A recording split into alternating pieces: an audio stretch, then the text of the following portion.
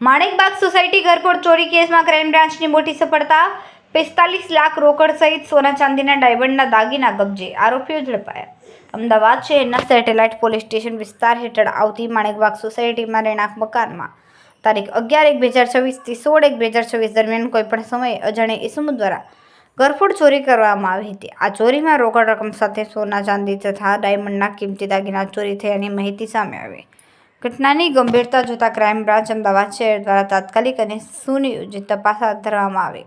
તપાસ દરમિયાન technical surveillance, CCTV footage, ગુપ્ત બાતમી અને હ્યુમન ઇન્ટેલિજન્સના આધારે આરોપીની ઓળખ કરીને તેમને ઝડપી લેવામાં આવ્યા. ક્રાઇમ બ્રાન્ચની અસરકારી કામગીરીના પરિણામે ચોરી થયેલ તમામ મુદ્દામાલ કાયદેસર રીતે કબજે લેવામાં આવ્યો. આરોપીઓ પાસેથી મોટી માત્રામાં રોકડ રકમ તેમજ સોના ચાંદી અને ડાયમંડના દાગીના મળી આવ્યા.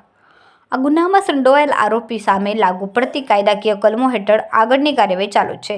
અમદાવાદ શહેર પોલીસ દ્વારા ઘરફોડ ચોરીના બનાવનો ઝડપી ઉકેલ લાવીને ગુનાખોરી સામે અસરકારક કાબૂ મેળવવામાં આવ્યો. આરોપી પાસેથી કબજે કરેલ મુદ્દામાલ રોકડ રકમ 45 લાખ, સોનાના દાગીના કુલ વજન 2278.990 ગ્રામ, અંદાજિત કિંમત 1,01,75,000, ચાંદીના દાગીના કુલ 557.400 ગ્રામ, અંદાજિત કિંમત 50,000.